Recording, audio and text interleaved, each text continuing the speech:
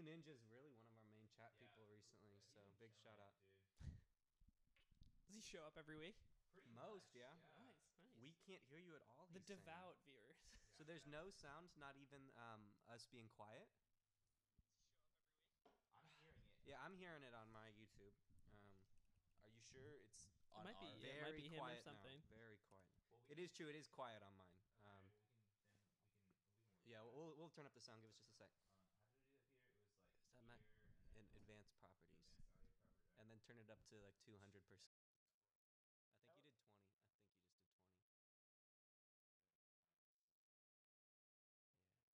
Wonder what happens if I did like 2,000. All right. Tell us how that sounds. Hopefully that's Yeah, if it's good. I can hear it really well. I know Peter can hear it pretty well. Obviously. I think that'll solve it. It typically does. Still quiet. Turn it to 300. Turns to 300. Yeah. 300's been what we've been doing. So. It has been 300. So.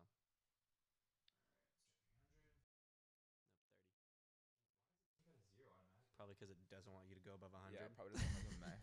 How does that sound? All right, we should have it up now. We'll just try to make sure that we project ourselves. Yeah, and if that is if that's too quiet, we can keep bumping it. Just let us know. It sounds good on. I just heard an update. It so sounds. that I should be mean, nice. yeah, it sounds pretty good from here. So sounds really good. If I could just get one more kind of confirmation. one more confirmation from Blue Ninja, that'd be really dope. Just before we get into the final product that we got going on here. Blue Ninja, step it up, man. Type something in the chat, dog. We're kind of counting on you here. I got these it all headphones. falls to one man. Yeah, seriously. I put so much groundwork into making this thing good, and if not, I think just based off Peter's If you go phone. too high, it covers my face. So Oh yeah, we can't have There that. we go. We need your face. the most important part. All right, I'd say we just go for Yeah, it. let's do it. Okay. We'll turn it up if we need to later. All right, welcome to a new episode of The Kids Table. I am Dustin Hoy, alongside a couple of my pretty good friends. We got Peter on the right, and actually, Aiden's not really my friend. I'm on the left. We're I'm friends, on the left. you know. Like I'm on the left, just so you know, for them. Oh, on my okay. On my Well, left. I guess it is your right. It's my Sure. my. All right, we'll go with that then. But I would say we're getting there. Yeah. I would say we're starting to cross that friendship boundary from acquaintance to friendship. So why don't you introduce yourself really quick? Sure. Yeah. So my name's Aiden. Some in the like gaming community might know me as Calvin. That's been my tag for like a long time. Yeah. I'm mostly known for like running Smash tournaments. Yeah. I've been involved in the Super Smash Brothers Melee scene for like a long time, and just in general, I've been like pretty involved in like gaming and esports. I work at like a company within esports called Smash GG, and also do like events and production in esports too. Nice. Yeah. Very cool. So before we get into that as our kind of main topic for the day, how's everyone doing? Doing all right. Been busy, but Yeah, I got you know finals how it coming is. up. Yeah, I got finals, but I made time for this. So Remember finals, Aiden? Oh yeah, I'm glad it's gone, dude. I'm so that much stress, like just building up to 1 Yeah, week. it's I'm rough, really huh? happy it's gone. Yeah. You went to UW and graduated, right? Okay, nice. How long ago did you graduate? I graduated a year and a half ago. Okay, Yeah, nice. Very so- cool. Been wrapped up a little bit now. You know, getting slightly more used to like the Yeah. quote unquote real world. What was I'm your not- major? I majored in finance, Nice. Okay. Let's Yeah. go. Yeah. That's Peter. You're majoring in finance, right? Yes, I am. and you guys are both going to UW, right? Or I am. Yes. 2020 winner next okay, year. sick. So what are you saying? Boost arm ring. I'll get He said Aiden's volume is great. I Perfect. turned ours Gosh, up. I turned ours up. We're that's- good to go. We're gonna that's- be louder that's too. That would be really. All right, boom. So do you guys want to hear a funny story about what happened to me? I do, yes. Because you were mentioning this earlier, and I was Yeah. like, oh, what's been going on? So first of all, I saw Action Bronson live in concert like 2 weeks ago. Oh, nice. How was that? Really good time. I believe it. That sounds fun. I saw it at the Neptune. Yeah. Oh, yeah. It's a good spot. That is like a really cool venue. Like Mhm. a really cool venue. I had never been to that place before, but yeah. And then that wasn't the funny story. That was just I wanted to brag. But Okay, nice. Yeah, I feel. the funny thing that happened to me yesterday was I had to make some errands, and so the moisturizer that I use is only Is this like a product placement thing we're doing now? You getting paid? I'm not getting paid by Bulldog Moisturizer. for your skin. Yeah. Be a good sponsor. We're working on it. But I needed to get that, and they only sold that at Walgreens and CVS. I needed to go to the BECU, and I wanted some food, right? So obviously the Lower Queen Anne Dick's, right? It's right by the CVS. There's a BECU right there, and I was like, okay, this is what we're doing. Dick's parking lot was full, right? Rough, yeah. As it tends to be. As it is at 2:30. So I not in the morning, but whatever. It's probably full at 2:30 in the morning too. I wouldn't be surprised. Yeah, right. So I went That's across. when I'm there. I'm not there at 2:30 in the afternoon. Facts. So I was like, okay, we're doing it. So I go across the street, park in like the pay to park lot, but I didn't pay to park. Classic. Yeah. And I was like, you know what, we're good, right? So I go to the CVS and I go to the BECU, come back, it's all good. Throw all my stuff in the car. I'm like 50 paces, if you will, away from the Dick's, right? Yep. Go in, I get my standard, the 2 deluxes, fries, and a chocolate shake, right? Come back out. As I'm walking out, I see the dude putting the ticket on my car for $50. It's a bummer. So that's what happened to me yesterday. Oh, you got to see it in action. Did you pay it? Yeah, I paid it. I paid it. Yeah. I was like, no, and the dude's like, I think the dude thought I was gonna get really mad at him. Yeah. I was like, I'm sure that's most of his job is Yeah. That must be a shitty job. it's a thankless job for sure. And he was like, did like the whole like, I'm sorry, it's not, Yep. and I was like, dude, I feel like you're just doing your job. I feel like $50 is kind of excessive for a parking ticket. But if you think about how often you get caught, if it averages out, Yeah, you're it actually does- not paying that much. it does average out, yeah. Yeah, If you only if get you- caught every 10 times, it's only $5 to park. It might Yeah. be worth it. That's actually a good point. I've never done the math on that. I'd have to check Maybe it I should out. have never Oh. bought like my parking permit. Yeah, Yeah. it's your turn. Sweet. Well, and on that note, if we have nothing else that we want to cover, I don't think so. I don't have any stories that funny. yeah, so. that was a pretty funny story. Also, I know there's a guy who kind of needs help I saw him on the Smash. Oh yeah. So we can totally cover that too. Sure. All right, well, let's get into it. Great. So for those of you who are just joining us, we have some new viewers. I think Bella is in the chat as well. We have Aiden with us, Aiden M. We're not giving out last names, but DM us and we'll totally hook you up with that last name. He works in the Smash Bros community. It's his full-time job, right? Yeah. Full-time job? Yeah, basically. So how did you start playing Smash, and why? Let's macro this, right? yeah. We understand that our audience is most likely not super familiar with what we're talking about. Yeah. Let's get into it slowly. Aiden, do you want to kind of just give a macro? Yeah, absolutely. So yeah, most people are probably familiar with like the video game Super Smash Bros. If Yeah. you're like under the age of 30. And a bunch of Nintendo characters like fighting on the Yeah. surface. Like it's basically just like a fun video game that people get together and play sometimes. Maybe it's at like a party or something, or like just a house gathering, or when you're a kid. But over the years, ever since the second iteration of the game came out in 2001, there's been like a competitive scene that has existed around it. Yeah. And that competitive scene, like considering that version of the game, which is Super Smash Bros. Melee on the GameCube, that came out in 2001. That competitive scene has existed in some facet since then. And I never really played like Melee as a kid. Yeah. So like I mean like I played video games as a kid, but like not that specific one. And I think when I was 16, so this would have been like about 5 years ago, and I was on YouTube and just popped up on my YouTube recommended, like on the homepage. As it happens. As it goes. Yeah, was an episode of the Smash documentary. Oh yeah. So totally. someone, for like context, someone had made a documentary at the end of 2013 that released in like October. I think I watched it in like November. Yeah. But someone put together this whole like 9-episode series about the Super Smash Bros. Melee competitive scene. And I would honestly encourage anyone, like even if you aren't really into video games, to watch it. It's a really well put together piece. Yeah.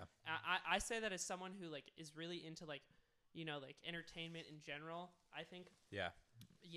I didn't know anything about this community beforehand, and I loved every moment of it. And I've showed it to like my parents, and I know a bunch of people who aren't really into like games or Nintendo, and they still enjoy it as like a documentary. Yeah. Mhm. So anyway, just seeing that, it got me like really psyched. I'm like, what an incredible thing Yeah. to be a part of. And it's hard to explain without watching it, but it really encapsulated like everything that is cool about being a part of like that scene. And after that, a month later in December, I decided to host a Smash tournament at my library, and I invited Nice. a bunch of my friends to it. I think we had 28 people, Nice. just like through asking a bunch of people at school and stuff. Yeah. And this was like, these were 28 people who aren't competitive players now. Like, it was Yeah. literally just 28 people who played Smash for fun and then used the actual rule set for a tournament. And that was like how it started. And then Yeah. I just kept hosting events and kept going to like community events, logged onto like forums and like the Facebook groups Yeah. online, found the local community. And at the time I was living in a little town called Linden, Washington, which is near like Bellingham, Washington. Okay. And I hung out with like the Bellingham guys because I was going to I was in high school, but I was going to Whatcom Community College. Oh, word. And so I would go to Bellingham, I would go to my classes, and then I would play Smash for like 4 or 5 hours with Sure. somebody in Bellingham, and then I would go home. And that was like every day for like 2 years. Yeah.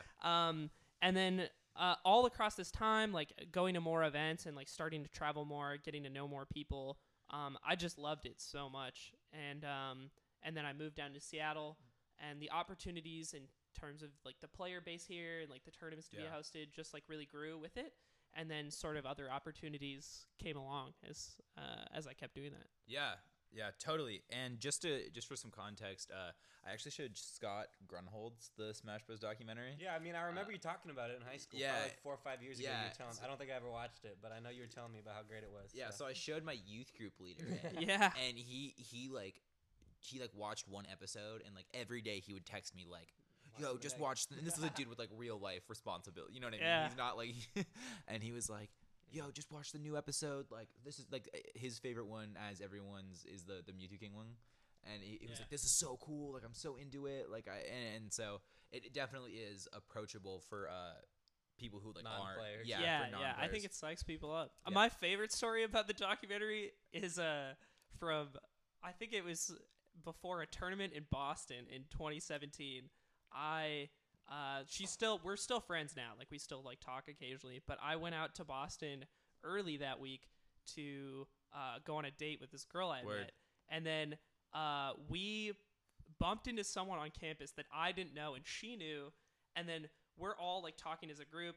She offhandedly mentions that I was like entering a Super Smash Brothers tournament, and then he was like, "Oh yeah, I also play Super Smash Brothers." And then we started talking, and then she's like, "This sounds really cool." And then I was like, "Well, there's this whole documentary about it." So she watches the entire 4-hour documentary that night, No and way. then comes to the tournament with me that weekend. That's great. And I was like, "This is like she doesn't play video games at all." Like Yeah. she was super into it, and I think like it's just tells a really compelling story about it does about something. the story arc is Yeah. like there, and it's got drama, and there's been supposed to be like a new one coming out for a really long time. Yeah. I don't know if there's any updates on that. Apparently he's done now, like it's actually finished editing, wow. but he's trying to get it on Netflix this time. Oh, that's legit. No yeah, way. Netflix is picking up a lot of documentaries. Yeah. and, Yeah, That so- kind of thing gets a lot of. That's the kind of thing Netflix. should pick up. Exactly. I think it should, because like contextually, like what happened to me is happened to a lot of people, where that the release of that documentary really fueled the explosion Same of with me. the scene for like the next few years, right? Yeah. And so many people got involved because of that piece, where like the community literally increased in size by like tenfold, where like these small weekly tournaments, there weren't even weekly tournaments happening really, so like the small monthly tournaments were getting like 20 people, and now all of a sudden monthly tournaments are getting like 50, and then 100, and then 150, and you'd see these incredible numbers just happen Wow. over the course of like a couple years, and then to the point where the biggest tournaments have over 200,000 people watching it, Yeah, and that that's just crazy, didn't happen at all before. And this is for a game that's like now almost 20 years old. Mhm. Now like that was like 5 years ago, and the growth has definitely like stagnated, and we're kind of like falling down Yeah. from the peak a little bit. Yeah. Mhm. But it's still because of that like one dude decided to make a 9-episode documentary in his room. literally changed like an entire esport. Like it's really incredible how that happened. And now some of the pro players that are starting to get really, really, really good, we're kind of seeing that because before it was like you had like the old, really amazing players that everyone knew about that have been playing since like what, 07, right, 06. But now we're starting to see the people who like really got good post documentary, and they're like getting top 3 at tournaments now, like Zane, right? Isn't Zane started in like late 2014. Yeah, and he's like, he's objectively top 10, probably top 5 at this point. Yeah, he's crazy, right? Yeah, and in the world, I don't just mean by region, like he's top 5 in the world. And so it's cool how what it's been able to bring to the community, and definitely it's everywhere. So like, one thing I do want to get into eventually is kind of like why I think the Smash community is different as a community, and I don't really know why. And if we could maybe, I guess now is a fine time to talk about this, but like, every community I talk to, and you talk to people who play competitive video games, they all seem to hate their community. Like, oh, the League community is toxic. Oh, the Overwatch community is toxic. Everyone's so mean. Everyone's bullying each other. Like, oh, like the Hearthstone community is like, what is going on, right? Like, competitive Pokemon is toxic. Like, 5-year-old kids, like what? Yeah.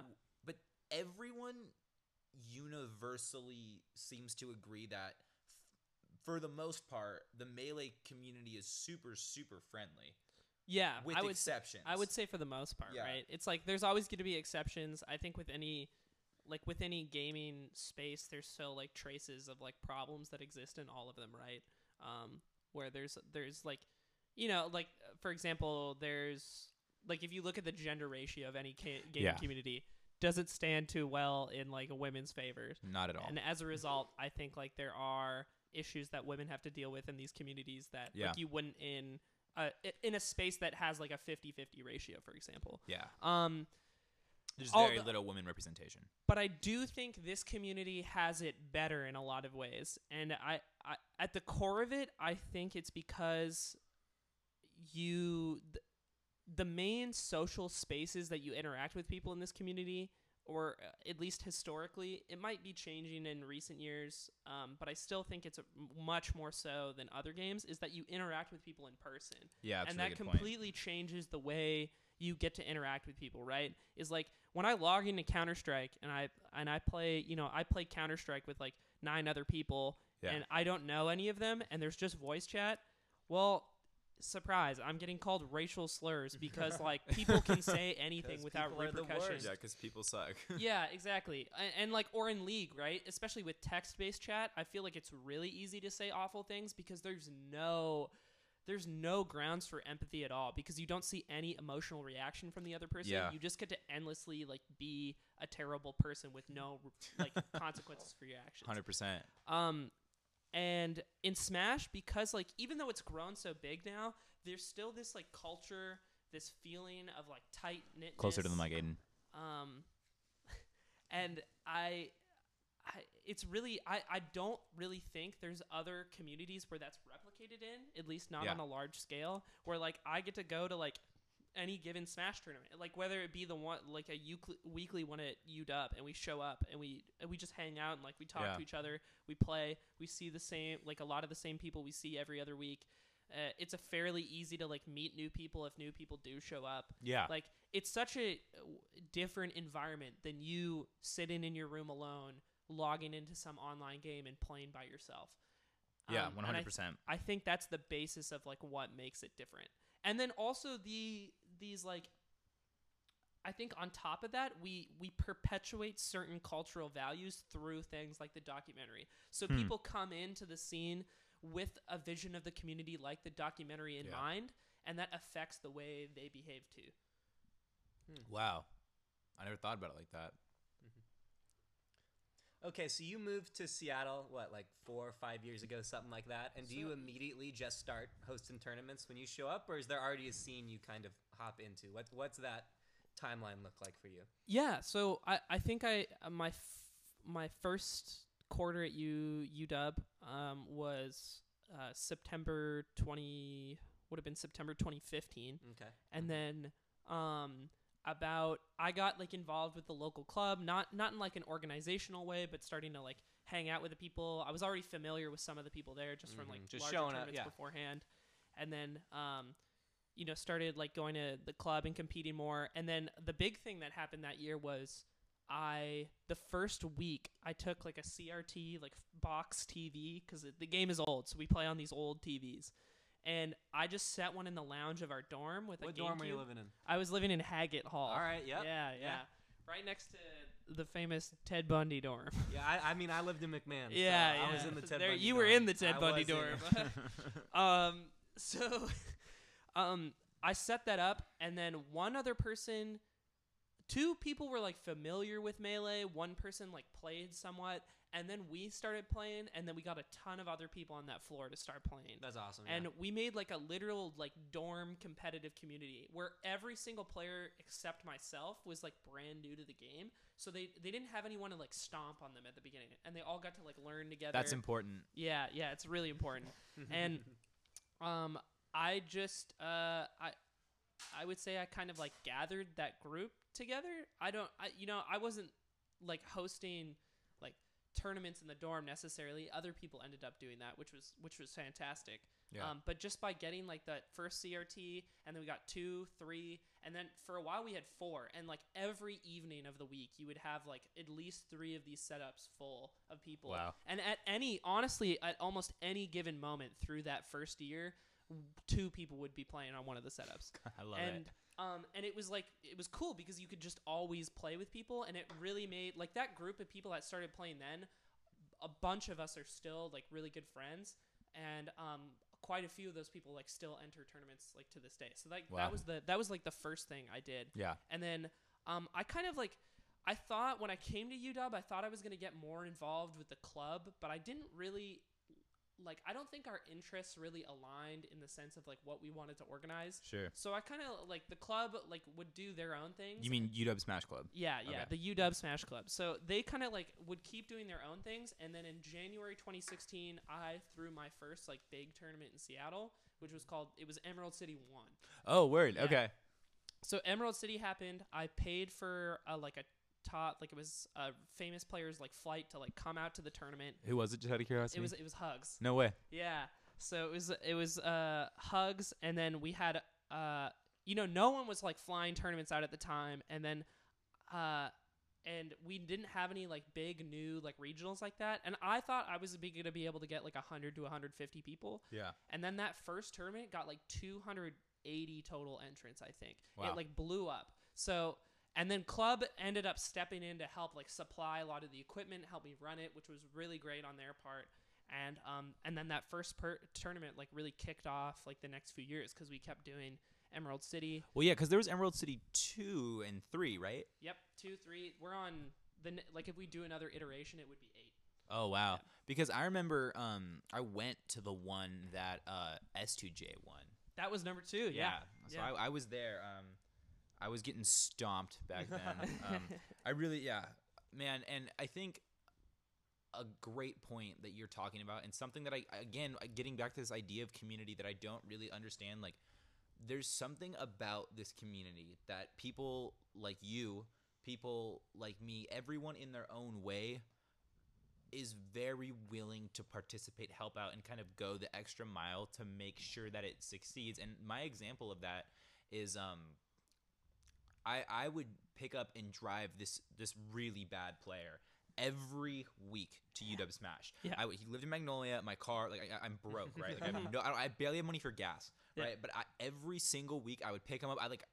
It was so crazy, and we're not like very similar people. Like we get along only through Smash, right? Yeah. But like and my friends like, dude, like who is this kid? Like, cause like a couple times like they would overlap, you know? Yeah. And I would pick him up every week, throw him in my car, take him to Smash because like I wanted him to be there and I wanted to have more people at these tournaments. Yeah.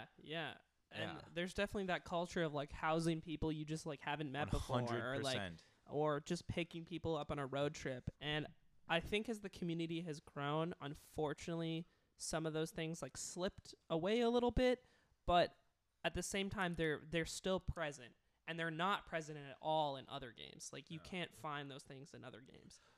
Well, here's what I will say. when I was living in Germany, Yeah. so I got really involved. You with were in Berlin, right? I was in Nordrhein-Westfalen, so that's like Okay. Reaper is the big name. Yeah. Um, Cool, dude. yeah, really cool, dude.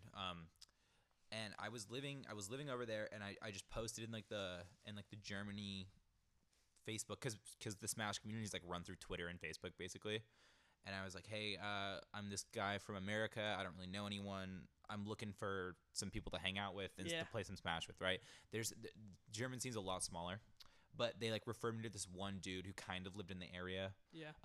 And so I started playing with him, and then through him I met a bunch of other players, went to a bunch of other like locals and weeklies. And I actually ended up, due to like some complications and not seeing eye to eye in a lot of ways with my host family, I was kicked out of my host family. Yeah. And I had no idea of what I was going to do. I had no idea where I was going to go. As I'm getting kicked out, my friend hits me up on WhatsApp, because everyone uses WhatsApp over there. Yeah. And he was like, yo, dude, you want to come over and play Smash? And I was like, can I come live with you? And he was like, yeah, dude, come over here, right? That's sick. I lived with him for 3 weeks, and then I had 3 more months to live there, right? Yeah. Another Smasher took me in for 3 months. For 100% free, like him and his. So it was a couple. The first house, so they took me in. They fed me. They hung out with me on the weekend. They brought me to tournaments. They whatever they could do, right?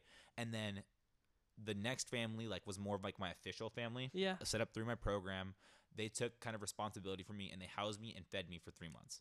Like that is such a Smash Bros thing. Yeah, absolutely. But and that doesn't make sense to anyone who isn't a part of it and hasn't seen it. Yeah, I totally agree. Especially in the communities that are smaller, I almost like people are more willing to do it.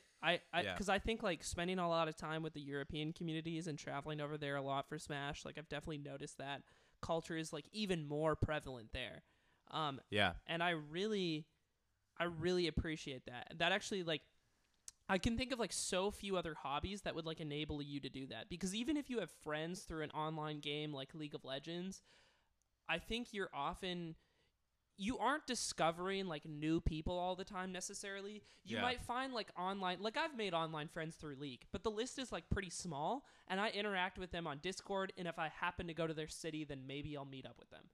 But in Smash, it's more like, I don't know anyone from this city, but because I know Smashers are probably in this city, I will post in a public Facebook group, and someone will probably be able to help me out. Yeah. And my favorite story of that is I want to say like a couple years ago in Hong Kong. I posted in the Hong Kong Smash Bros group. No way. And two people hit me up. This guy from New York, who was there for a few months training for like this banking computer job or something. I'm not quite sure what he was doing. But he was over there for like a training thing for the bank he was working for, which is HSBC. I mean, they're big in Hong Kong. So yeah, they're huge. And he told me that there's meetups in this like warehouse sometimes, and this other dude named Julian, who lives in Hong Kong, was one of the few like local players, because a lot of Hong Kong scene is like expats. And like people who have moved there from other countries. Wow. And or just visiting from other countries. And so I show up to this like enormous warehouse in this district of like, cause I'd been to Hong Kong like quite a few times before that, but I wasn't familiar with the area I was in. And I was like, so I've never been here, this empty warehouse, nobody's in it. It's like really spooky. And I get up to like the 8th floor, like trying to find my way. It's like very like maze-like inside, because you can tell it's like an old building. A lot of flickering lights and like weird exit signs. Like it was like really creepy. I'm like, dude, I don't know where I'm going right now. Like, and then I finally get to this room, and it's just this empty room on the 8th floor of this warehouse. And there, like my friend that had hit me up on the page from New York, there's the guy from Hong Kong, and then another dude visiting from France are there playing Melee at the front of the room, and in the back there's another group of guys from Hong Kong playing Street Fighter. Yeah. and then we just sit down. We played Melee for like 2 hours, and nice. And then got dinner. And it was such a random experience. Like it was just this like empty, like pretty like cryptic warehouse in a place that like didn't even sell that Nintendo console. And here we are like gathered together by the fact that we play this game. Yeah. And I just struggle to find, like, even speaking to other people and about their hobbies, right? It's like they just don't have an equivalent thing. And I'm like really thankful that I just, I clicked on this YouTube video that sort of like led me to this. 100%. And I think one thing that I don't know if we've been super clear about is that because the game we play came out in 2001. Yeah. So because it came out in 2001, there's not an official online component to it. Not at all. And so every tournament, until recently, now there is a software that does allow people to do it. It's imperfect, but it exists. Mm-hmm. The whole community essentially has to be run through real life meetups, because the only way to play is like the brick and mortar meeting in an actual building, sitting next to a person and plugging in a controller, because you can't really play it online. Yeah. Online play has like never been relevant until like maybe the past like year or so. Yeah. Like where and you can actually see the shift in the scene's dynamic because of that online play's like prevalence. Like you can already, I think in a lot of ways, like the changes you're seeing in the community now are because that online play is available. What changes? Man, it's just like the local meetups have started to lose their flavor a bit, like when a lot of people, when you don't have the need to like meet up week after week and you can just stay at home and play, sometimes like, or even most of the time, right? Convenience just sort of wins out over that feeling of community. Yeah. And it's unfortunate, and I can see why people do it. Like I play online, and I still try to go to locals when I can. I like the UW one a lot because like UW one's good. Yeah, a lot of people show up. It's accessible, and I see like friends there. Like that's why I like going to that one. But for a lot of people, I think it's really hard to, I could play online for 30 minutes right now, not like, and just play as much as I want within that 30 minutes, an hour, or whatever. Or I could drive like 30, 40 minutes in traffic on like a Wednesday night to get to this local to play in person, where I only play for like 30 minutes total across like a few hours. And there are, don't get me wrong, like I don't mean to like shit on the experience of that, in the sense that I think it brings a lot of value, and like that type of experience is like, has so much to do with like why the scene is the way it is. But I can see like in one-off decisions, right? It's very easy to just say like, yeah, I'll just stay home and play online instead. And that's like really unfortunate in a lot of ways. No, I totally see what you're saying. And similar to kind of how you threw a tournament at your school, what happened with me is the first time I saw a Smash Bros video was when Mango Force talked left hand, Big House. Apex. Yeah, Apex 2014. Yeah. That's one of my favorite sets ever. I had a person living in my house at the time who was really into Reddit. Like, I've never been a huge Reddit guy, but he was super into Reddit, and he showed me that. Like, because we like all played Super Smash Bros. Melee, like, because like that's what we played when we were younger, right? And I was like, oh, this was the sickest thing I've ever. So ever since then, we like got really into it. Yeah. Progress. I was like, I wouldn't shut up. Talk to Peter about it. And hear about it all the time. All the time, because like I thought it was amazing. I wasn't, right? But I thought I was. And then I got my two friends in it. We all played football, right? Yeah. But between practices, we would go to my friend's house who lived really close to the school, because he had a CRT in his basement. Yeah. And we would play, right? And then we saw that there was a video game club at our school, at Ballard High School. And so we went to the video game club on a Friday. And like there was like, because on the posters for the video game club it says like Super Smash Bros. Melee. Yeah. Right? We went, and like there weren't any like really legit players. There was if he goes by Will his name is Will. He goes by Makochi or Mochi in the scene. Okay. He goes to Western now. Wait, I used to hang out with him a decent amount. Yeah. Will, yeah, the Icy's main, right? Yeah. Yeah. So yeah, he went to Ballard and I beat him. Like the first, so I won the whole tournament thinking I was really good. Yeah. We just were I remember you showed up to my house and we're just talking so much shit afterwards, and my dad thought it was the funniest thing. Yeah. And so like I didn't realize we were just all bad. And I was just the least bad. Anyways, but like we decided that we wanted to start our own Smash Club, and we didn't want it to be a part of the video game club because like the video game club was like weird. Shocker. I can see that. And they would like hog TVs, and they didn't like the Melee like component to it, because like we were all like super hype, and we would like scream and yell and like get super stoked. Yeah, that's something that's in like Smash and the fighting game community as a whole, I would say. Yeah. That like it's just not the same in other games either, right? Where people are like screaming and getting pumped and like you 100%. you get wasted at events. Yeah, right? And I think an important thing to kind of discuss here is that most of these kids at this video game, we ended up making our own Smash club, right? Yeah. We got enough signatures, we made our own. And pretty much there's me and my two friends that were all like we hung out all the time. We played football together. We spent a lot of time together, but we didn't really hang out with these other kids, and we didn't really know who they were.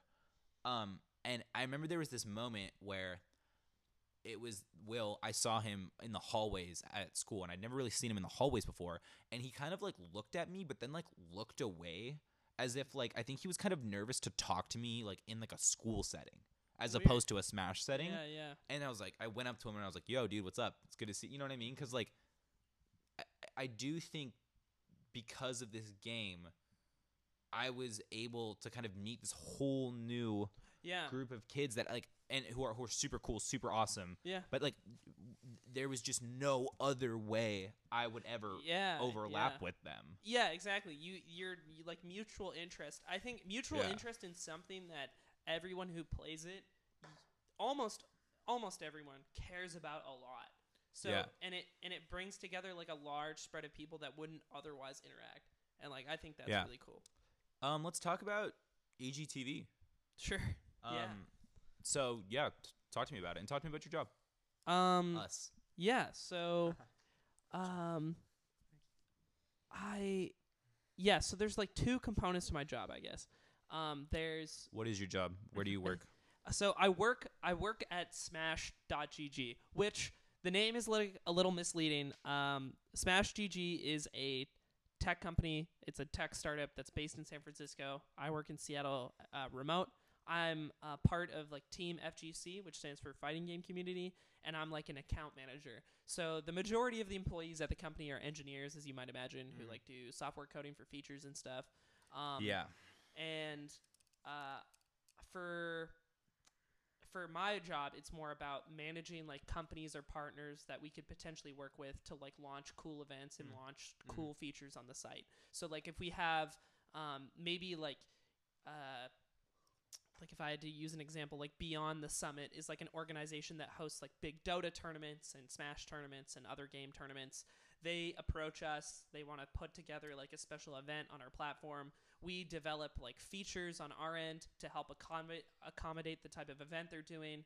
And then our base software allows anyone to sell like ticketing for events, to do brackets for events, usually like video game tournaments. Okay.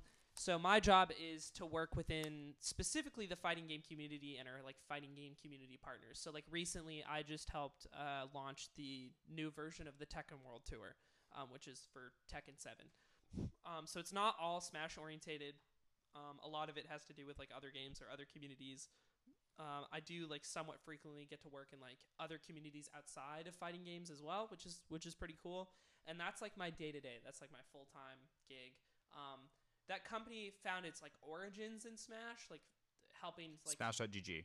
Yeah, no. Smash.gg, surprise, like origins in Smash, right? But the original idea was to provide like a better tournament platform for Smash tournaments, and slowly that's branched out into like many other esports. To the point, because there's a lot of overlap, and if you've set up the whole platform, there's not that much that you need to do differently. Exactly. So like we could do like a big thing for us has become games like Hearthstone, or like we have like League of Legends tournaments on our platform. Like it covers a lot of ground now, which is great. Like it's I've been there for like 2.5 years now, and it's been really cool. So and I use Smash GG when I sign up for tournaments. Like that's how I sign up for tournaments. Yeah. Right. I pay through PayPal. Like that's how all the Germans do it too. Is they all run it through Smash GG. Yeah. Exactly. And basically to kind of again like macro this out.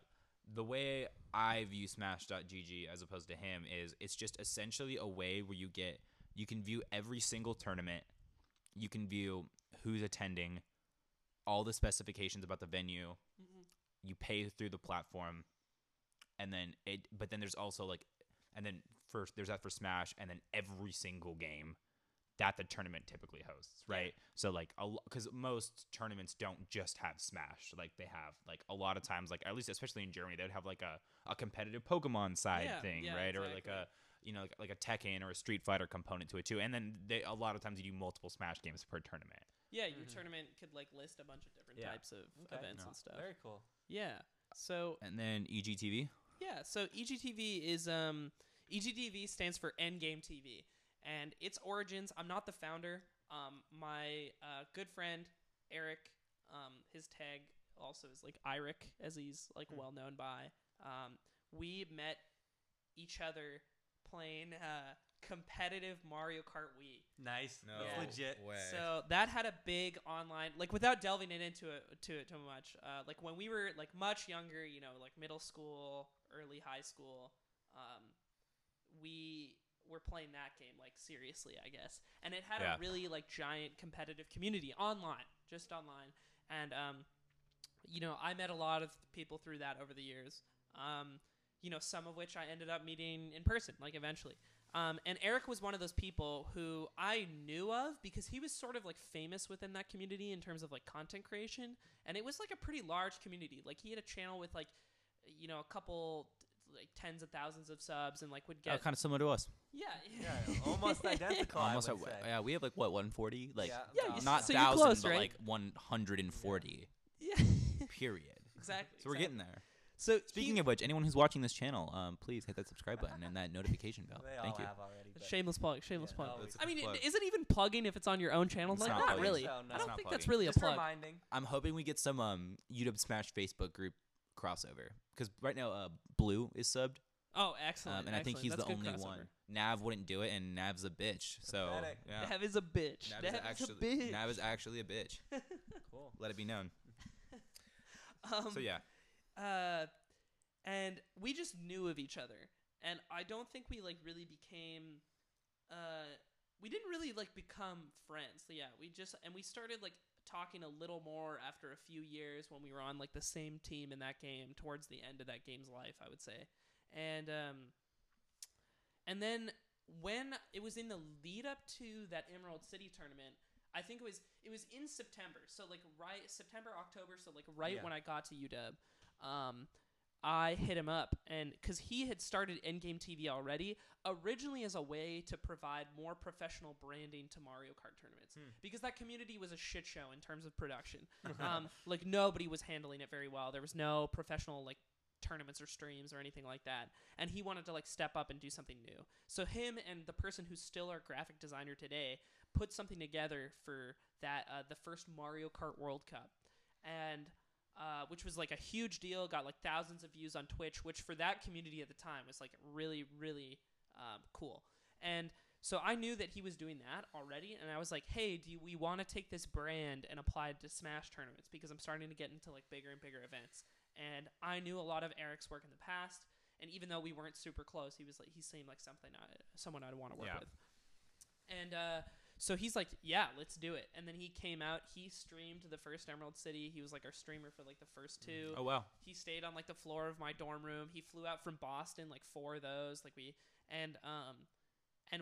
did it. And then over time, we brought on like more and more people to the team to host tournaments in like a few more places. Like the number of tournaments we had broadened. We got on like a more professional, or more not professional, but rather like more experienced broadcaster, Carter, who does most of our broadcasting now. And it just slowly built up over time. And then additionally, in line with this, it was also when Splatoon came out, which is like a Nintendo shooter game. oh yeah. It's so that scene also has like a pretty large competitive following. Still, Interestingly enough, yeah, Splatoon 2's like got a decent following, and Eric took Endgame TV in that direction as well. So it was like this 2-pillar thing where like the story of abandoned Mario Kart, I became the other like head person, and we were doing like Smash and Splatoon stuff. And over time, that's grown into like a lot of opportunities in Smash, where we've hosted these like really large events. And then on the Splatoon side, we host all of the biggest tournaments for that game, like in-person tournaments. And we've gotten hired by like Nintendo to do production before. Like it's led to a lot of incredible opportunities. So that's and then that is like the main that like job has a lot to do with like why I travel now. It's like when we host events in different places, I would say. Sweet. Quick tangent. So the reason why I wanted to get you on is because I watch. This is what I do when I'm not being productive. I watch Smash tournaments right on my computer, and I was watching BAM 7, which is the biggest Australian tournament. Yes. BAM is the biggest one. Yeah. So it's Battle Area Melbourne. Okay. And it's their biggest tournament. Or and as the locals would say, Melbourne. Melbourne. Yes. Okay. So yeah. So I was watching that, and I was watching Grand Finals, which I believe was Armada Spud. 10 was BAM 7. it was Chu Armada, and it also Chu Spud. Like top 3 was like Spud, Chu Armada. Yeah. So those, I mean, that's pointless, but those are 3 names of 3 really good players. And I'm like hearing the commentator, right? So like behind every game there's 2 guys typically talking and kind of the same way they commentate for like, you know, football, basketball kind of. And I'm like, I know that voice. Like who is talking? And I was like, oh man, that's Aiden. Like that's him commenting. Like. In Australia, and I was like, this is nuts, like, because I knew you were like you housed players, I knew you had people over, but I didn't know you did that. And then I remember watching Genesis, which is like one of the biggest Smash tournaments that takes place in California, and I was watching the stream and I saw you in the background, and I was like, oh my god, so he's in California now too? Like, what? This kid is everywhere, and he's just doing it, and he's sending it so hard, and it's his full-time job, but it's also his hobby. I was like, we need to get this dude on this show. And so that's kind of why I think it's just like a funny point where I was like, I'm hearing this voice, and I'm like, what? And I was like, oh my god, that's Aiden. Yeah, thanks, man. Yeah. It's been like a pretty wild ride. It's definitely escalated into like much more than what I ever could have imagined. Yeah. I think, like this past week, like not last weekend, but the weekend before that, I was in Sydney, and then I was in LA for a few days. And then I came back to Seattle for 2 days, and then I was in Philadelphia for a weekend. And I went between all those places in like 6 days, and I was like, holy shit, that's crazy. So how much would you say you travel then in a year? Kind of how many countries or how many weekends are you gone? What's it look like? I'm probably gone. Like if I had to guess, I'm probably gone like 2 weeks of every month. Okay. Yeah. So it's like, and it's usually like spread out in a less like clean way than that. It's like not like 2 weeks on, 2 weeks off. And I actually have like a list on my phone, like I just like so I can like look at it at the end of the year. But I think like I didn't do the count. Like I think like I don't know. Like it's all over the place, which is really cool. Like last year, like I think the past like couple years I've gone to like London like 3 times a year. Like I've been to like the Netherlands and Iceland and Dublin. Is a cool spot. That's crazy. Wow. Yeah, just the like Asia. Yeah, just like all over, and like Australia 2 times like a year for the past couple years too. Like it's just like all. It's just like really really constant, and it's definitely like super super cool. You know, finding out how, you know, it's kind of one of those things too. It's like something I always like wanted, and then like when you start doing it a lot, it's like you start to see like the negative sides to it as well, like especially health.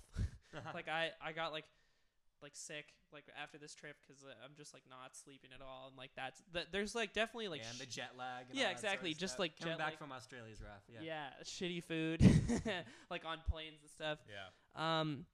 So but overall, like I'm very happy. Like it's a real like you know, privilege and pleasure to like be able to like do these things, and I just think it's like super funny that like it's because of this like game that came out in 2001. Like I mean, yeah, and again, I do think these opportunities are possible because the Smash community is pretty tight knit. Absolutely. Yeah.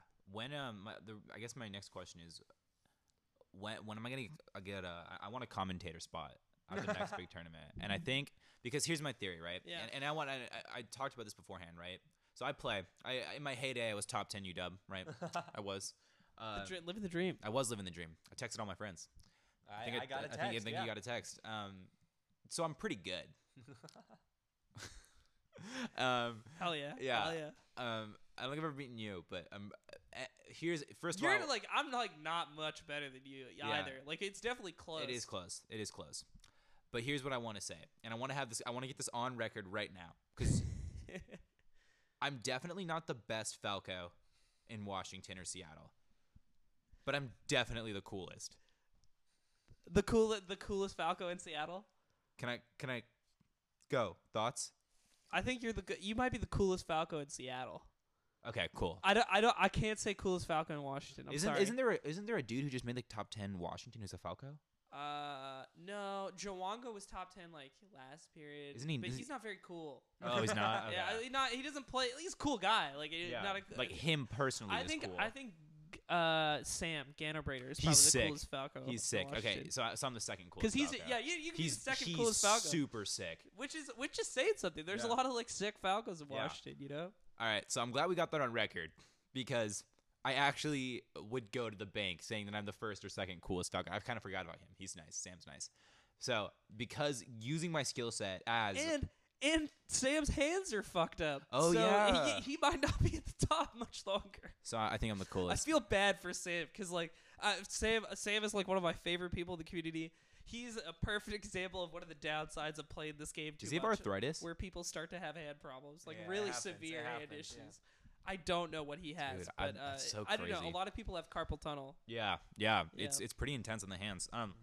So if Dustin's the coolest for Falco, then who would you say is the best character at the moment in Smash? The best character, Yeah, like you- the best character in the yeah, game, you co-sign is who's the best character? And like why- the and coolest character or the best character.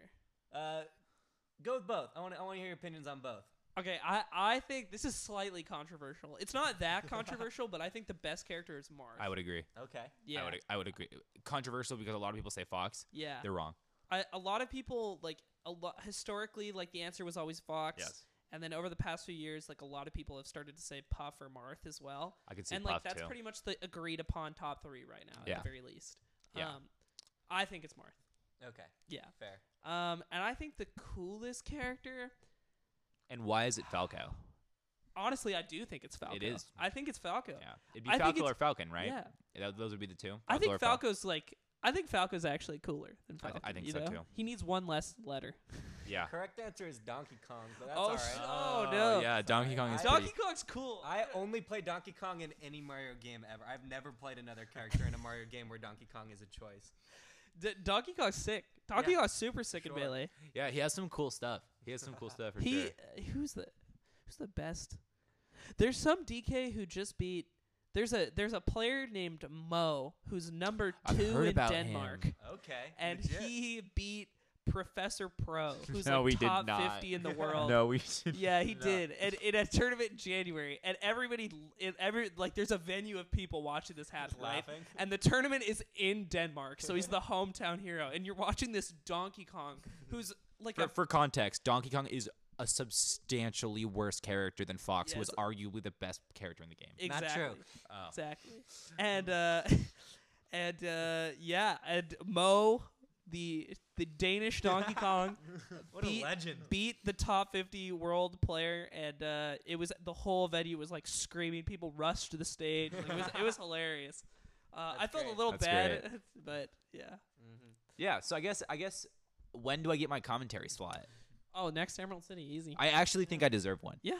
And Look, you have you already have mic experience. Yeah, Yeah. we're ready to go. yeah, and then Peter doesn't know. You guys could just do it. You could show up and do it together. I want to do a try thing with us and then my friend Campbell. Campbell's really funny, and he was He gonna knows, he knows enough to he could commentate. he was gonna be my first protege, or protege, if you will.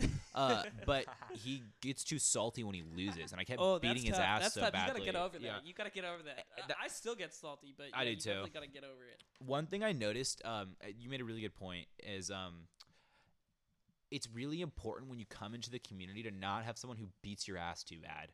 Because when I started playing, it was me and my 2 friends, and we were all like roughly equivalent in skill. Yeah. I was a tad better because I played more, Yeah. but it wasn't far off. it Like wasn't there were egregious days or where I was anything. worse, Yeah. right? And we all got really good really quick. But then I went to a tournament and I went 0-2, as everyone does. Everyone's first tournament they lose because you have to lose twice to get knocked out of the tournament. I went 1 and 2 in my first tournament. Damn. Oh, really? That was just because it's for the exact reason you're describing, where it's like early on in that era of the game, so many new people showed up that it wasn't hard to win at the beginning because everyone was so bad. I take that back. My first tournament was an EPG.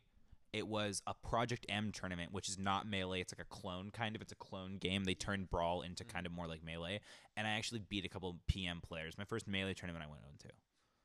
That's besides. Still good. Cool. But yeah, man. I don't know where are we going with that. I don't know. All right, I think maybe kind of just a final question to wrap it up. You did talk a little earlier on about how viewership for Melee has gone down recently. Yeah. So I know that, that is maybe like the big hobby or passion, but just on the business side for both of your companies, kind of where do you see them going in the future, and how do you tie into that? So, I mean, for the future of Smash GG, I'm not too worried at all in the sense that it's reliant on like esports more as a whole now. Yeah, it seems like that one is diversified well. Exactly, and especially because Smash Ultimate is out now, and it's That's the big. Nintendo Switch game. It's killing the new game. It's super popular. Definitely the it's biggest a fun game. Smash I enjoy it. Yeah, exactly. Like it's a great game. It's not as good as Melee. It's not. It's yeah. not. But that's my one caveat. But it's not supposed to be. It's not supposed to compete with Melee. Doesn't have to be. It's supposed to be its own thing. It's not competing for the intention of like the other side. You can play both. They're pretty different. Like there's a lot to be enjoyed on both sides. But yeah, so like with Ultimate, Ultimate's just exploded, right? And that's good for Smash GG. All the other games are good for Smash GG. So, the success of that is more based around like other things, not tied to Melee, I would say. And then for my stuff, for Endgame TV and the rest of the staff, like we have been pretty embedded in Melee for a long time, and we're not like as diversified. We're pretty dependent on Melee in a lot of ways, or pretty like involved in Melee in a lot of ways. But I think the appreciation for Ultimate on our side is growing, where we want to get more involved in that. Splatoon is like still a thing in our like repertoire, where like that's like going on, and then in addition to that, like I just don't think Melee's gonna go anywhere. And it's not that Melee's gonna necessarily grow a ton more. It's actually hard to say what the future is. Because it just got kicked out of Evo, right? Yeah. And but if you look at the like last biggest the last big tournament that happened, so like Genesis happens at the beginning of every year, and so Genesis is like the biggest. It's the biggest like Smash centric tournament. And it just happened. Is it bigger than Big House? Yeah. Okay. Yeah, and it's happens at the beginning of February. Ultimate just hit like 2,100 people, I think, entrants, and then Melee had over 1,100. Yeah. Okay. That's so good, yeah.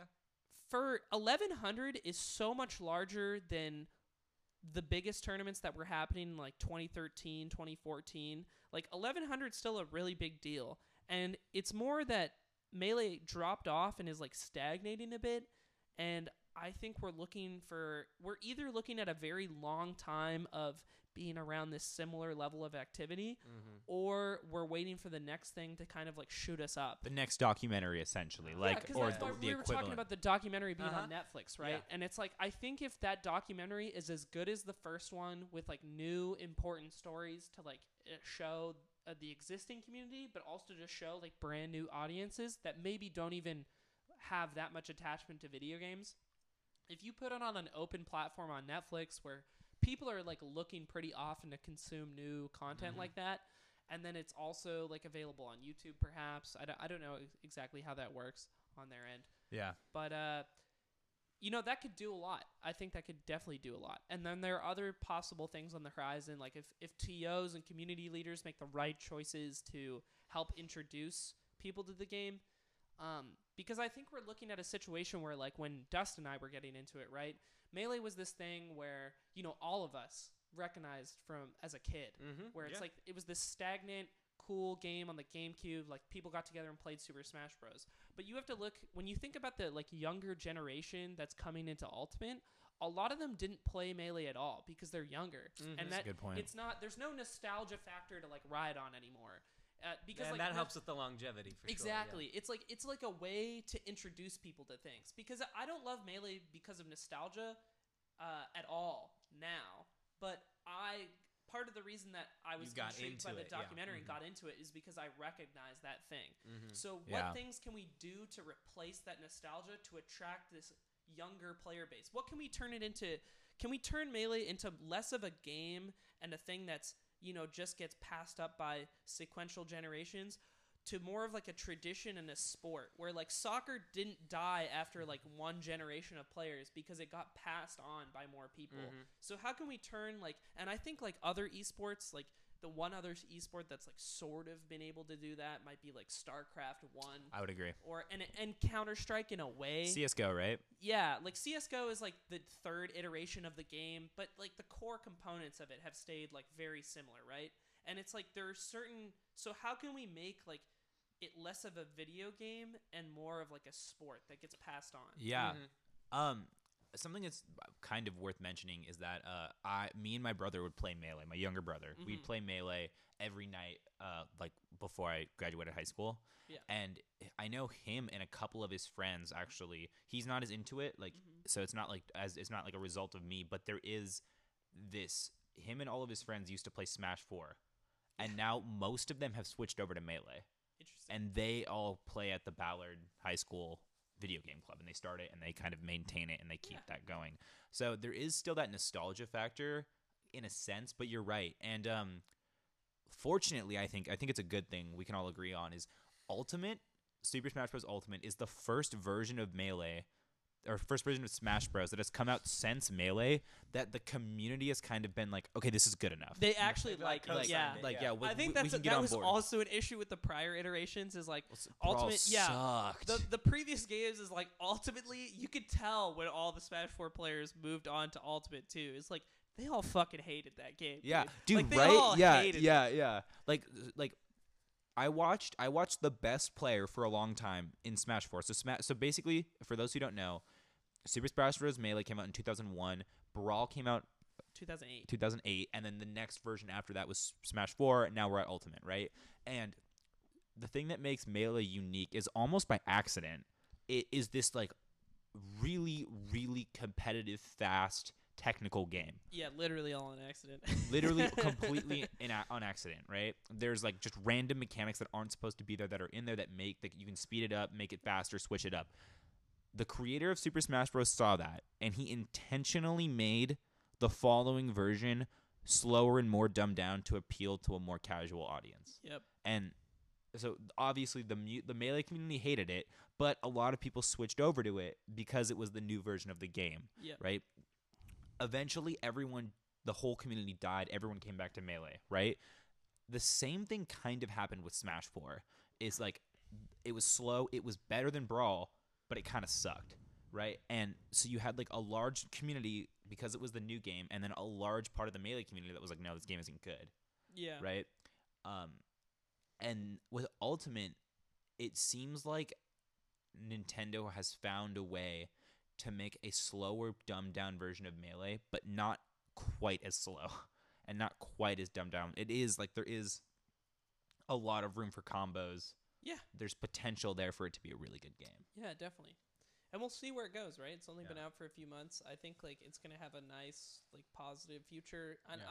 I'm happy to finally have two games that like I'm sort of like proud to Yeah. have coexisting rather than like one is like so obviously worse than the other. And like that's how I felt about the previous iteration. So you felt that way about Smash 4? Yeah. It's just like, dude, it's such a terrible. Like I feel like I can finally say it now where I didn't want to Yeah. say it in the past where it's like I had like connections to that community in the sense that I hosted events for that game and like I didn't want to like completely disrespect that group of people by like shitting on their game. But now that their game is done and all the players like have moved on to the new one, I feel more comfortable, and seeing that they also hated it the whole time, it's like I feel much more comfortable saying like that game was terrible. Yeah. It was a terrible competitive game. Yes, that's a It great was- way of putting it. Yeah, if we're drinking beers and we're playing 8-player Smash, it like doesn't really matter. Like Yeah. the components of fun are certainly there. When you can play it on the DS too, which is pretty sick. Oh yeah, that's great. I know Nintendo. Another kind of thing I wish we could talk about. We're kind of running out of time here, but Nintendo did not embrace Melee as a competitive game. No. Is that still the case? Still mostly the case. So I they think it's don't more, fund tournaments. They don't set up tournaments. Melee's been pretty much 100% grassroots. Yeah, I think that's one of the community's greatest strengths is even for the new game that's pretty popular. It's not that Nintendo has never extended an olive branch ever because it started to change in like recent years. Yeah. But in comparison to like other developers that like really prop up these esports or competitive scenes, Nintendo has not done much at all. And like there are good things and bad things that come with that. Honestly, I think over time I have come to appreciate the good things, and I think they're more important than the bad ones. But Lips on the mic. oh, there we go. And yeah, and I think just the major good thing that has come out of that is that Smash as a whole, not just Melee, but Smash as a whole, especially the smaller games, like if you look at like 64's community or Project M's remaining community, like and PM is like came up Remaining from community. their like PM came up from their like divot, right? And they're actually like growing again. Yeah. And I think the fact that that's all grassroots and all brought together by community members who really love and appreciate the game and like what exists around it, you know, that system doesn't. If Riot just stopped supporting League tomorrow, the entire system would collapse. Really? The entire system would collapse because it's all upheld by Riot's efforts to put those scenes together. And that'll never happen with Smash. True. Because it's upheld by these community figures who, Like you. I guess like myself, You are a right? community But figure. I'm just like one of many, many people who have a deep attachment to the, not just the game itself, but the scene around it. And that's the reason why the scene is alive in like the way it is now. And that's really, really important. Like I can't stress that enough. And the reason that exists is because Nintendo is at arm's distance. That's true. Sweet. Really quick, I think we're gonna kind of close it off here. First of all, you should look to see me and Peter at the next Emerald City commentating. Absolutely. We'll be there. Would it be possible if we could commentate like a weekly at UW? I mean, that Like, I is know we for can, sure. but like, because that'd be good practice for the new guy. Absolutely. Sweet. We're gonna have to come Peter, up with if a you want tag to come to the for one of you. these, I've come one of to these one. locals. I just watched him play at one of them, and it Yeah. was pretty Oh, fun. dude, I Come enjoyed out. it. I lost to a Marth. Yeah, he lost pretty Oh quick. no. Yeah. Do you have any interest in like playing at all? It's okay if you I'm don't. not good, but I enjoy watching it. Yeah. I could play in a weekly. Cool. Yeah. Yeah, I mean, like it's the $1, like the free brackets, Yeah, right? Yeah, it's a like good $1. opportunity. Yeah. And so yeah, look for that. Look for us to be commentating the next Emerald City. I think we're gonna become the next Slime and Ludwig. I actually see that potential, and I'm serious. You guys have a podcast, so you're already Yeah, you're so- already on the way there. I think there's two new guys in the scene that are called Slime and Ludwig, and they're basically just commentators. Okay. And they have a podcast. Nice. And they have similar chemistry to me and you. All right, let's I think do we it. can do it. I'm in. So really quick before I kind of shut this down, there is a community member right now who posted on Yeah. Facebook, kind of going through a hard time. We don't need to discuss the situation as much. The community has always been notoriously really, really good at helping individuals through GoFundMe who are really in a tough spot and need some financial assistance. That was definitely the case with Mr. LZ, right? Yeah. What did he? I think they needed like a heart He needed a transplant, heart condition. Yeah. I don't think he needed a transplant, but it was a pretty severe condition. and that the he whole still deals with community today. pitched in, and they completely paid Yeah. for the medical procedure that he needed. Yep. So on Facebook at UW Smash, there is a person right now who is going through some tough times and does need his assistance. I just donated $10 before we started the stream. We all do care, and we are kind of working on making that better. Yeah. So if you are interested, if you do love the community, if you are an existing community member, obviously I would never expect anyone who is not a member of the scene to donate to this person that they don't know. That being said, if you are a member of the scene listening to this right now, please go to UW Smash. Please support this cause. It is important. Yeah. Lewis, who the person is, he's just done a lot for our local scene over the years, like providing a bunch of broadcast equipment, like similar to what we're using right now, just to like do this podcast, right? Yeah. He's provided a ton of equipment like that to tournaments to be able to broadcast in Washington. And not only that, but after he moved from Washington, He's moving back, like, apparently. Nice. But he was gone for, like, a year or so. And, you know, when he was in South Carolina, when he was in California, those local scenes, he gave them all free equipment, too. Wow. He's helped EGtv, like, I can't even do the amount of dollars the equipment he's loaned over the years must be in the thousands. So he truly is such a giving person. And if you're happening to listen to this in this local scene, I would really appreciate it if you could donate some money. Yeah, man. Well, thank you so much for being here. I think Melee is an important part of my life, and in a weird way, for sure. And it seems to be a pretty important and relevant part of everyone's life in the community. Of course. It is a fantastic community, and I think the story needs to be shared and it needs to be spread. Anything else you want to cover before we get out of here? No. Thanks for having me on, like, Yeah, the both of thank you. you so much for coming. I Yeah. have to admit, when Dustin said he was bringing in someone from UW Smash to interview, this is not what I was expecting at Right? all. Oh man, thank you for making I this hope happen. I exceeded expectations. Then thank you, Peter. Expectations were low, and you did exceed them. Excellent. Well then, thank you so much, everyone, for tuning in to another episode of the Kids Table. Please subscribe if you're from the community and you want to support me, because I'm a community member. Good Nav. pitch. Nav, get So, Nav to donate. Please welcome. You're always welcome here. Please know that wherever you are tuning in, whoever you are, you always have a seat at our table. See you next week.